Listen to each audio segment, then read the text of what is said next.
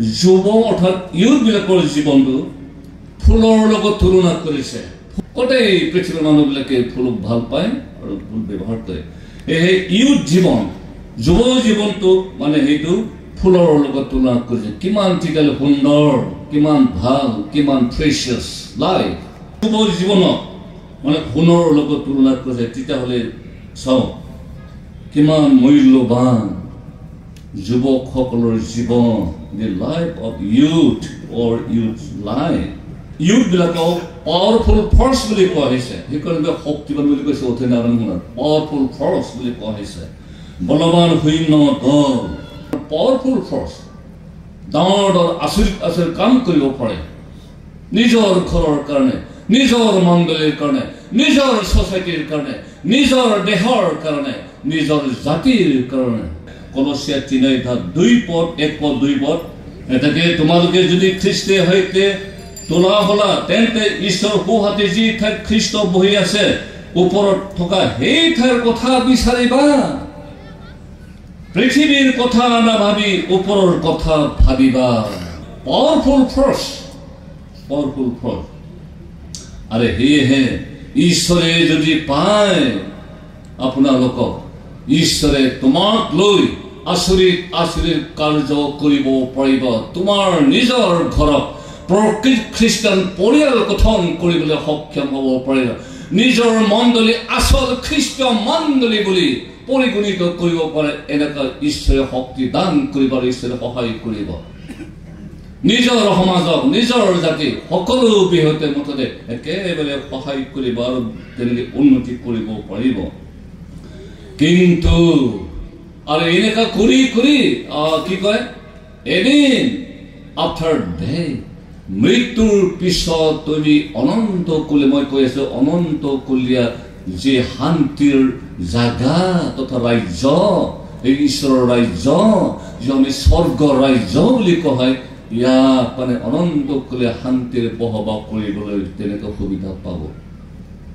কিন্তু পৃথিৱী থকা সময় যদি যুৱকসকলে বা সকলোৱে যদি সেই জগতৰ অধিপতিৰ নিমন্ত্ৰণ যদি ৰক্ষা কৰে হয় ইচ্ছা মতে খাব পাৰিব ইচ্ছা মতে যিহকে ইচ্ছা তাকে কৰিব পাৰিব কিন্তু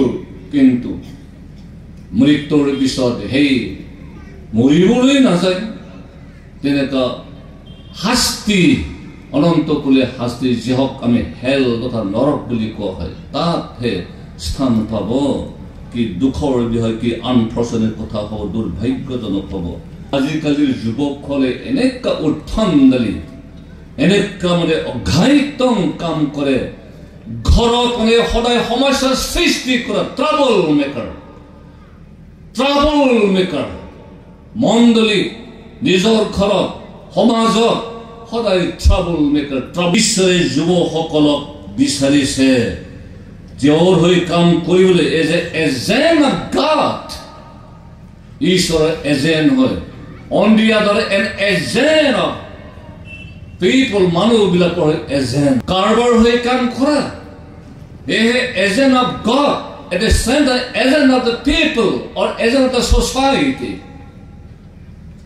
ঈশ্বৰৰ হৈ কাম কৰা সমাজৰ হৈ কাম কৰা মণ্ডলীৰ হৈ কাম কৰা এনেকুৱা কাম কৰিবৰ কাৰণে ঈশ্বৰ যুৱ সমাজক বিচাৰিছে it's very important social media বহুত ইনক্লুড আছে networking sites photo sharing sites instant messaging and the video sharing sites and blogs regular updated website online platform and the Facebook ইত্যাদি WhatsApp Twitter YouTube ইত্যাদি বহুত আছে সামাজিক মাধ্যম এইটো positive আৰু নেগেটিভ দুটাও আছে পজিটিভ আৰু নেগেটিভ দুটাতে ইফেক্ট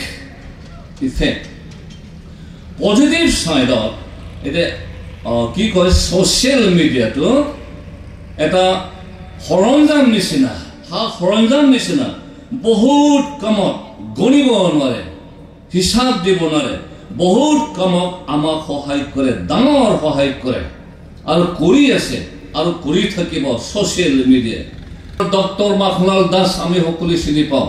তেখেতে ছ'চিয়েল মিডিয়াৰ যোগেদি এতিয়া ঈশ্বৰৰ বাক্য ঘোষণা কৰি আছে, সুবাৰ্তা প্ৰচাৰ কৰি আছে। কেৱল ডক্টৰ মাখনলাল দাসেই নহয়, অৱশ্যে প্ৰায় সকলোৱে তেনেকৈ ছ'চিয়েল মিডিয়াৰ যোগেদি ঈশ্বৰৰ শুভ বাৰ্তা তথা বাক্য বিতৰণ কৰিবলৈ সক্ষম হৈছে। ছ'চিয়েল মিডিয়াই আমাক যথেষ্ট সহায় কৰিছে, এইটো বেয়া নহয়, ভাল। তাৰপিছত আমি তেনেকৈ fostering church communication through website আৰু তেনেকৈ prayer request, testimony ইত্যাদি ইত্যাদি ছ'চিয়েল মিডিয়াৰ যোগেদি আমি কৰিবলৈ সম্ভৱ হৈছে। গতিকে বেয়া নহয়, বেয়া নহয়, পজিটিভ, ভাল। ঈশ্বৰৰ দৃষ্টিত জ্ঞানী ৰূপে কাম কৰিবলৈ পাৰিছে না পৰা। Let us examine myself, let us examine ourselves, সেইটোহে আচল কথা। Social media is not bad, it's not evil. Itu bear নহয়, not evil. It's a very good.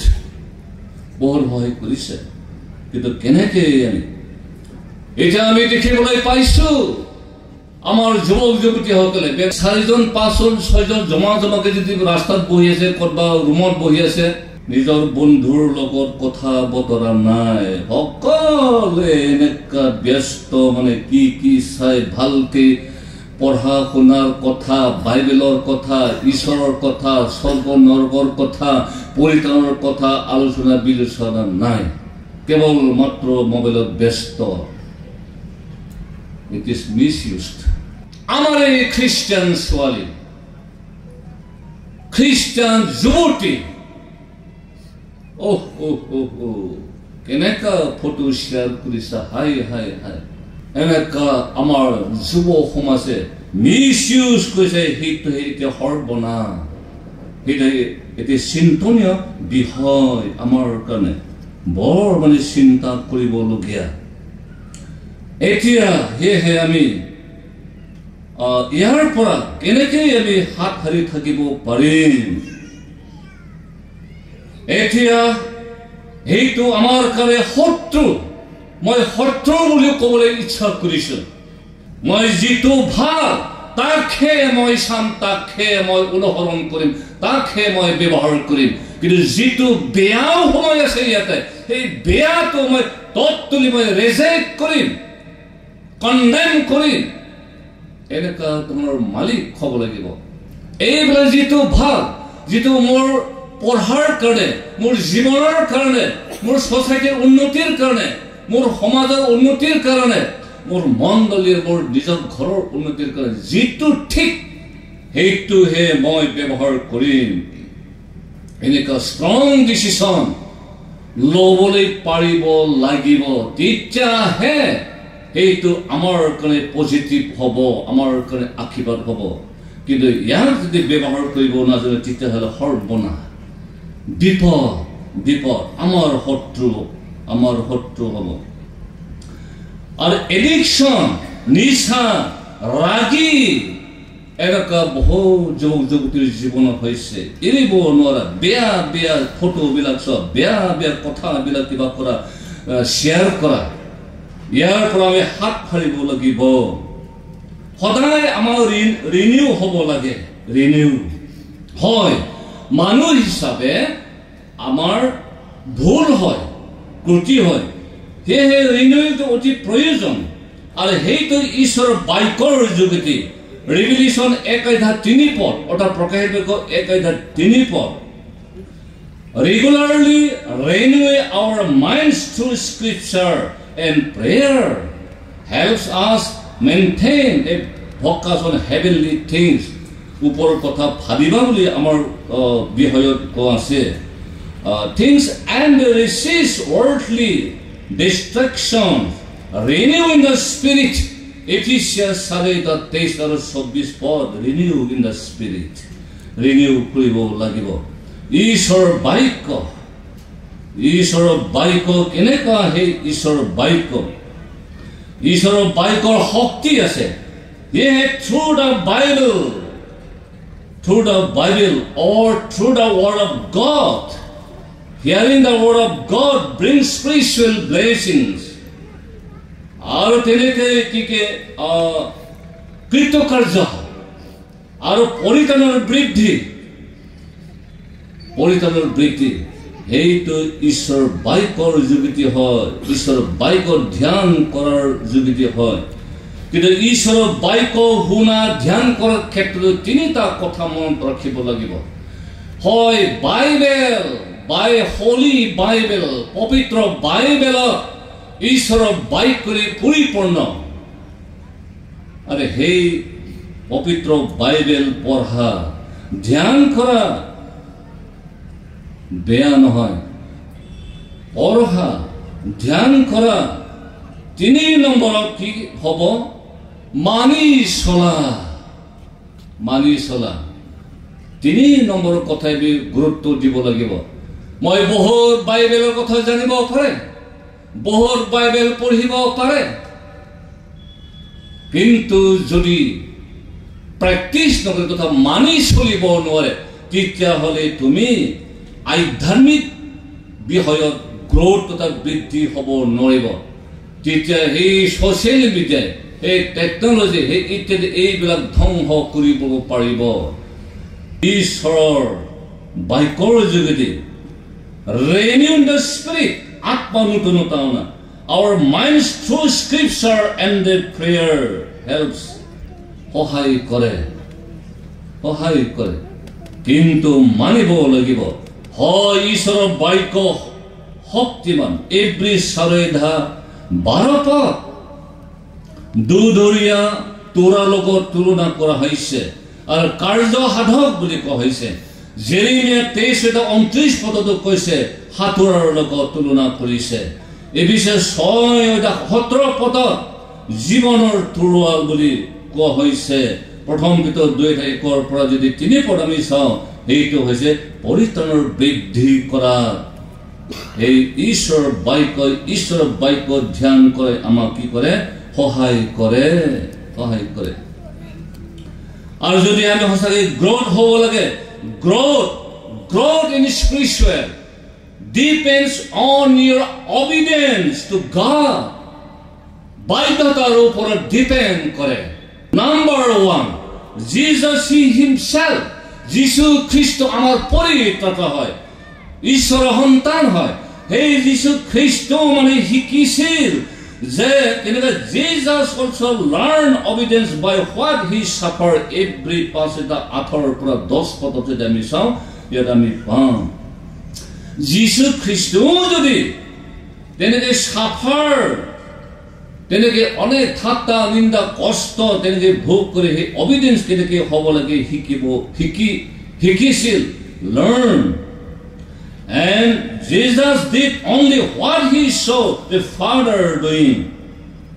John 5:19 গতিকে আমিও যীশুৰ চাই কাম কৰিব লাগে। যীশু মানে তেনেকৈ সাকসেসফুল হ'বৰ কাৰণে কেনেকৈ বৃদ্ধি হ'ব লাগে? বাধ্যতা হৈছিল। Obedience to God leads to righteousness, spiritual growth. ৰোমিয়া 6:16-17 সেই বাধ্যতাই কেনেকুৱা বাধ্যতা? যি আমি বাইবেল পঢ়িছো, যিটো ঈশ্বৰৰ বাক্য আমি বুজিছো জানিছো, কিন্তু সেইটো মানি চলা, বাধ্যতা মানি চলা। আৰু সেই মানি চলাই মানে অবিডেন্স টু গড লিডছ ৰাইটাছনেছ, ধাৰ্মিকতা মানে ঠেলি লৈ যায়। Number 4, and obedience to God leads to holiness, পবিত্ৰতা। প্ৰথম পিতৰ 1:14 পৰা 16 পদ, প্ৰথম থিচলনিকা 4:7 যদি আমি চাওঁ, আমি পাম। গতিকে সেই ঈশ্বৰৰ বাক্যতহে আমি মন দিব লাগিব। আৰু ইয়াত মানে আমি মানি চলিলে ঈশ্বৰৰ যদি বাধ্যতা হৈছিল, তেতিয়াহ'লে holiness, পবিত্ৰতাৰ জীৱন যাপন কৰিবলৈ সক্ষম হ'ব পাৰে। And obedience through life is spiritual victory. 2 Corinthians 10:4-5 বাধ্যতাৰ যোগেদি আমাৰ জীৱন, যি পবিত্ৰ জীৱন যাপন আমি কৰি আছো, সেইটো আমি জয়যুক্ত স্পিৰিচুৱেল ভিক্টৰী বুলি কৈছে। আধ্যাত্মিক জয়যুক্ত, আধ্যাত্মিক জয়। আৰু আমি আধ্যাত্মিক আমি জয়যুক্ত হ'বই লাগিব। আৰু সেইটো হ'বলৈ হ'লে ঈশ্বৰ বাক্য মানি চলা সোশ্যাল মিডিয়া ভাল বে দুটাই সময় আছে কিন্তু ভালটো মাত্ৰ আমি হেতু অনুসৰণ কৰিব লাগিব মানি চলিব লাগিব এইদৰে আমি আমাৰ খ্ৰীষ্ট জীৱন যাপন কৰিবলৈ আমি আগবাঢ়ি যাব লাগিব আমাৰ মনক আমি গঢ় দিব লাগিব গঢ় আৰু প্ৰেক্টিকেল লিভিং আমাৰ ঈশ্বৰৰ লগত ভাল সম্বন্ধ বজাই ৰখা God is much more concerned about your character than your career because we will take our character into eternity but not your career or anything else সকলোতকৈ ঈশ্বৰ কনসাৰ্নটো হৈছে ঈশ্বৰৰ চিন্তাটো হৈছে তথা ঈশ্বৰৰ ইচ্ছা বুলি ক'ব পৰা যায় ঈশ্বৰৰ কনসাৰ্ন চিন্তা আৰু ঈশ্বৰৰ ইচ্ছাটো কি about your character about my character আমাৰ স্বভাৱ চৰিত্ৰ কেনে না সোশ্যাল মিডিয়াত মাত্ৰ সময় কটাই আছে আমাৰ এনেকুৱা ক্যাৰেক্টাৰ হৈছে নেকি কেৱল মাত্ৰ ফৰ দা টাইম বিং আমি মদ ভাং কানি খাই ড্ৰাগছ খাই এনজয় কৰি থকাই মানে হেইটো আমাৰ ক্যাৰেক্টাৰ হ'ব নেকি আমি মৰি যোৱাৰ পিছত সকলো মানে শেষ হৈ যাব যকলে মই এটা কথা কৈছিলো শৰীৰ প্ৰাণ আৰু ইয়াৰ লগতে আমাৰ শিক্ষা দীক্ষা ধন সম্পত্তি গাড়ী ঘোঁৰা যিমান যি আছে সকলো মানে পৃথিৱী থাকি যাব আমি একোকে স্বৰ্গত দিবলৈ নোৱাৰিব ইচ্ছা কৰিলে নোৱাৰিব অৱশ্যে মই অথনি কৈছে পৃথিৱী থকা সময়ৰ অৱশ্যে আমাক লাগিব ঘৰ লাগিব গাড়ী লাগিব শিক্ষা লাগিব গোটেইকেইটা লাগিব সোশ্যাল মিডিয়া লাগিব everything we want when we are in this world আমি যেতিয়া এই পৃথিৱীত থাকো আমাক লাগিব নলগা নহয় লাগিব কিন্তু হেইটো আমি মৰাৰ পিছত একোকে আমি দিব নোৱাৰিব আৰু ইহঁতে আমাৰ লগত হে নহয় মোক এৰি যাব নালাগে মই তোমাৰ লগত যাম একেলগে নাই এইবিলাকে আমাৰ লগত বলপূৰ্বকভাৱে ইহঁতেও মোৰ লগত আহিব নোৱাৰে ময়ো যাব নোৱাৰিব বা that's why God is much more concerned about my character about your character than your career কারণ কিয় সেই ক্যাৰেক্টাৰে মই নিনিম বুলি কলিও কিন্তু ক্যাৰেক্টাৰ কিন্তু যাবনে আমাৰ ক্যাৰেক্টাৰ মানে আমাক লৈ যাব কৰবা অলপ ধৰিবলৈ টানব নেকি সেইটো ক্যাৰেক্টাৰ that means মই কি ক'বলৈ ইচ্ছা কৰিছো আমি জীবিত থকা সময়ত আমাৰ ক্যাৰেক্টাৰ বেয়া পিকচাৰ চোৱা বেয়া কাৰ্য কৰা এইবিলাক যদি আমি কৰি থাকো মৰালৈকে মৃত্যুৰ পৰ্যন্ত যদি আমি এনেকুৱা কৰি থাকো তেতিয়াহ'লে সেই তোমাৰ বেয়া ক্যাৰেক্টাৰে মানে তোমাক সেই নৰকতহে লৈ যাব সেই কাৰণে ঈশ্বৰে আটাইতকৈ তোমাৰ আৰু মোৰ ক্যাৰেক্টাৰ ওপৰত সদায় চিন্তা সদায় বাৰ্ডেন লৈছে হাই মোৰ মানে বৰ বহুমূলীয়া মোৰ সেই যুৱক যুৱতী সকলৰ ক্যাৰেক্টাৰ কেনেকে এই ক্যাৰেক্টাৰে তোমাৰ স্বৰ্গত নিব এই ক্যাৰেক্টাৰে তোমাৰ চৰিত্ৰই নৰকত নিব যদি ভাল ক্যাৰেক্টাৰ ভাল চিন্তা বাইবেল ধ্যান ঈশ্বৰৰ সেৱা কৰা সকলো যিটো ঈশ্বৰৰ দৃষ্টিত গ্ৰহণযোগ্য কাম কৰা এই এনেকুৱা ভাল স্বভাৱ চৰিত্ৰ এইটো ভাল স্বভাৱ চৰিত্ৰ হলে আৰু সোশ্যাল মিডিয়াক ভালত মাত্ৰ ব্যৱহাৰ কৰিছে তেতিয়াহ'লে তোমাৰ সেই ভাল চৰিত্ৰ স্বৰ্গত নিব কিন্তু বেয়া হলে সেই তোমাৰ সেই বেয়া চৰিত্ৰই তোমাক এই নৰকতহে লৈ যাব সেয়েহে God is much more concerned about your character let us think profoundly our life ঈশ্বৰে এই বাক্যৰ যোগেদি আমাক আশীৰ্বাদ কৰক